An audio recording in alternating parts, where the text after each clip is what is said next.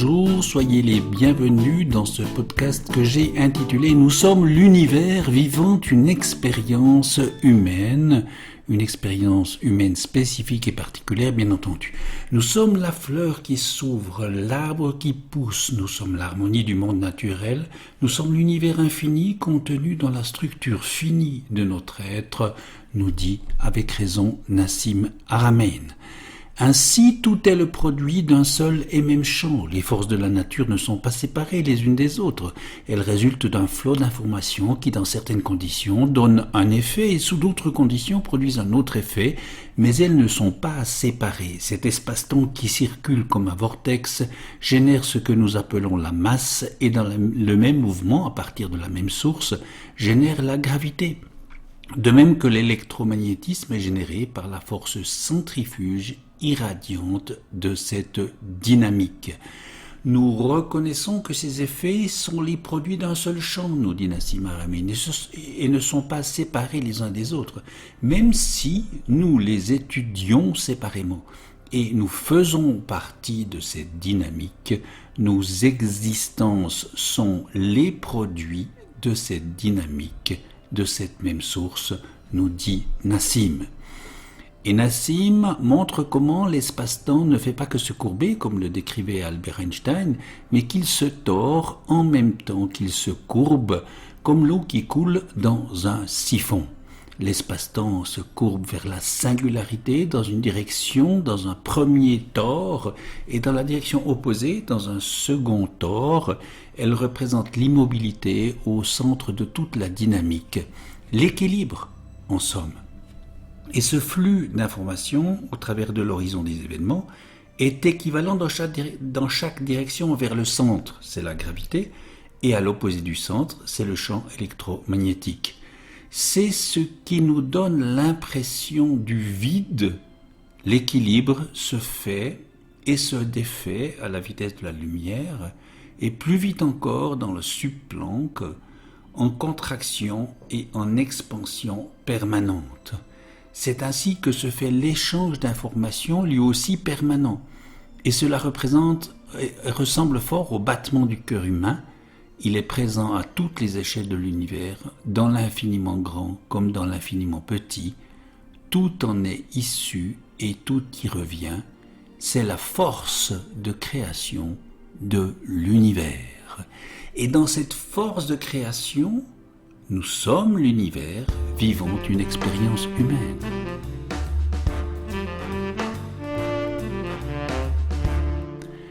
Voici comment Nassim Haramein nous explique ce paradoxe. Quand je regarde les théories que j'ai écrites et surtout les résultats, vous savez, parce que c'est important de comprendre que les théories que j'ai écrites prédisent des trucs très concrets, comme le rayon du proton, la masse du proton et tout ça, la gravité et tout ça.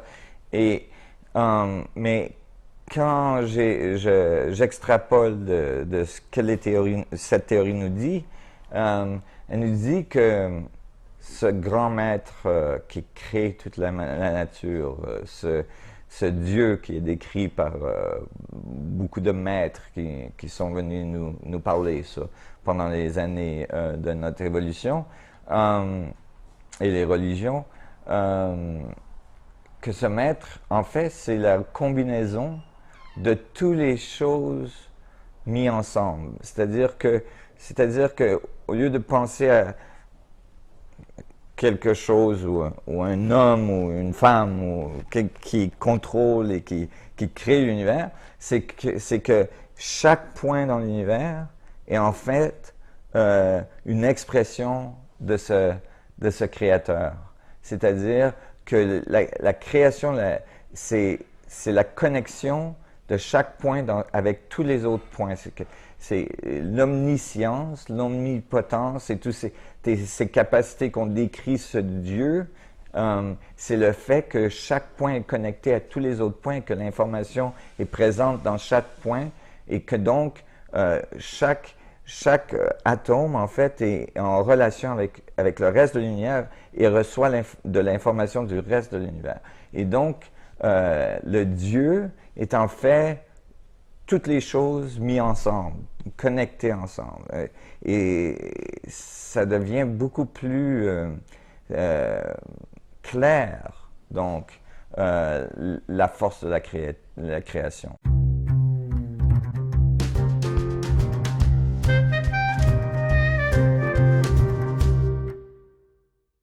En réalité, l'univers devient conscient de lui-même quand il devient suffisamment complexe et qu'il échange des informations.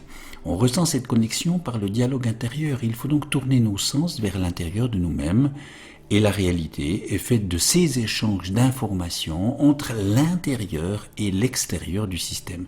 C'est la masse de l'énergie. On peut accéder à ce réseau d'informations par les protons, comme d'ailleurs par la conscience, par notre cerveau, par notre glande pinéale, par nos cellules du corps, etc. Le sentir avec empathie de façon différenciée. Nous avons l'information à l'intérieur de nous-mêmes, puisqu'elle est en chaque point de l'univers. C'est ce qui permet toutes sortes de choses. La vision à distance, le déjà-vu, les expériences de sortie de corps ou les expériences de mort imminente, les moments de prémonition, d'intuition, d'inspiration, les coïncidences et autres synchronicités. Et dans cette connexion, par le dialogue intérieur, on peut même sortir de son corps, comme le fait Nicolas Fraisse à volonté, voyager même par son âme, changer le passé ou créer un événement spécifique dans le futur. On peut diriger notre futur par l'intention déposée le long de notre ligne de vie. Le passé, le présent et le futur sont donc malléables. On crée certes notre réalité, mais elle nous crée aussi car tout est relié et coordonné, y compris bien entendu nos croyances, nos convictions intimes, nos culpabilités et nos peurs. À notre échelle, ces vibrations ont une importance, même si les plus petites échelles ne peuvent pas modifier les plus grandes, celles du Soleil, de notre galaxie, de l'univers ou de la Terre. Il y a des lois d'échelle et des lois de relation entre ces échelles, et l'univers est donc déterministe par le tout qui détermine où il va, vers un système de cohérence plus grand. Ainsi, il y a un flot naturel de l'univers et quand on lui résiste, cela crée des tensions. Quand on harmonise les choses, au contraire, elles peuvent s'améliorer et vont donc beaucoup mieux. Mais c'est notre état émotionnel qui est la clé, qui est très important pour extraire de l'information du vide. Il affecte aussi directement notre corps et nos cellules. Et si l'évolution s'oriente vers plus de spiritualité, elle le fera sans doute vers un meilleur usage de l'âme comme véhicule et d'un meilleur usage du pouvoir de création de l'univers.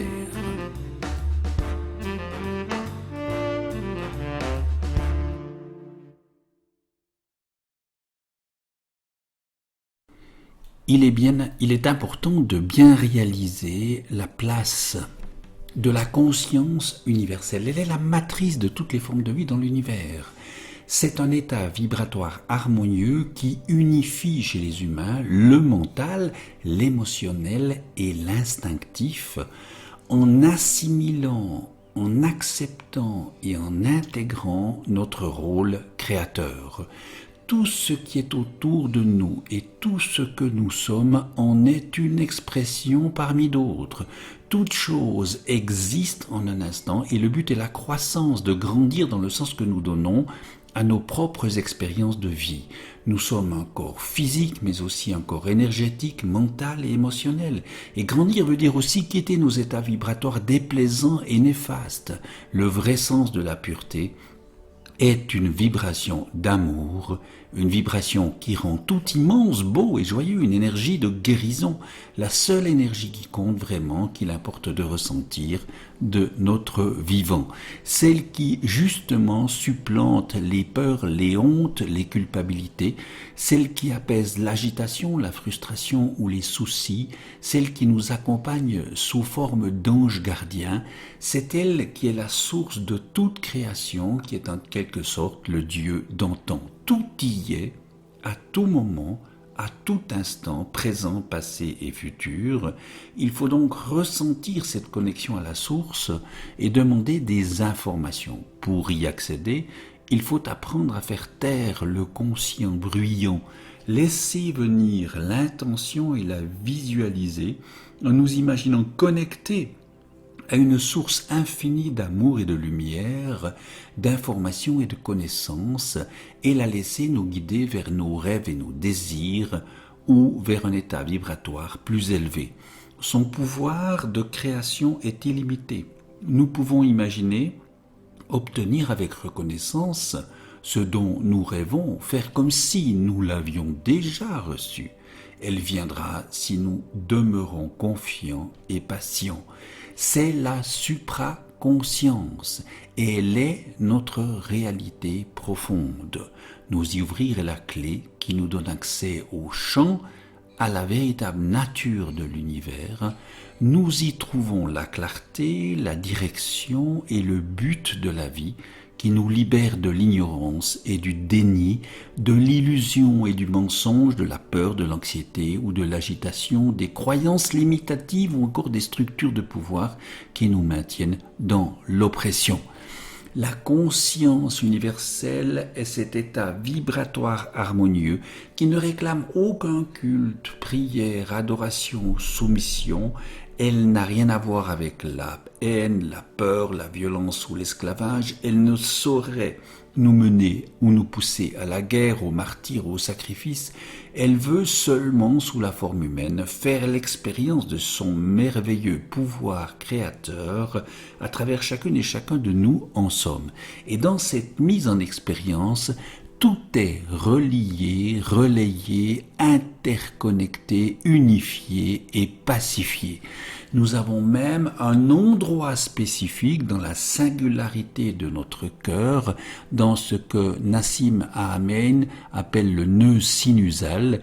Il s'agit d'un groupe de cellules, un tissu situé au sommet de l'oreillette droite, près de l'arrivée de la veine cave supérieure. Nassim Haramein et William Brown pensent que ce nœud est une singularité sphérique, donc un mini-trou noir, situé dans le cœur et qu'il serait en résonance avec la glande pinéale dans le cerveau. Biologiquement, le nœud sinusal est responsable du rythme cardiaque indépendamment du cerveau. Est-ce qu'il serait le siège de l'âme dans le cœur ? Eh bien, Sylvie Detolia, la biologiste, et Claude Charles Fourier, le psychothérapeute, qui ont suivi Nicolas Fraisse, ont été étonnés quand ils ont couplé Nicolas à une balance reliée à un ordinateur, et lors d'une sortie de corps, il y aura une perte de 45 grammes qui reviendra progressivement. C'est l'expérience relatée dans le livre intitulé « Voyage aux confins de la conscience ». C'est donc dans cette singularité que nous pouvons réunir l'humain et le divin. Comme la nature ne favorise pas la disharmonie, les systèmes qui ne favorisent pas l'expansion ne seront pas soutenus. Mais si nous lui donnons du négatif, alors le pouvoir créateur nous le retourne par feedback. En réalité, il y a de l'abondance dans l'univers et la question est de savoir si nous allons pouvoir concevoir d'aller vers cette abondance dans notre conscience d'abord. Cela veut dire savoir que je n'ai plus besoin de priver de cette abondance mon voisin, une autre nation, etc.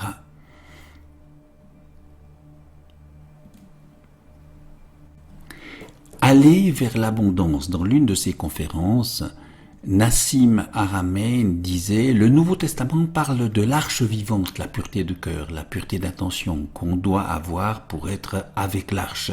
Et de fait, c'est quand les deux sont réunis que nous tenons le nouveau niveau de civilisation ou que nous arriverons au stade suivant de civilisation. Quand la technologie extérieure correspond avec nos connaissances intérieures et que les connaissances intérieures correspondent avec la technologie extérieure.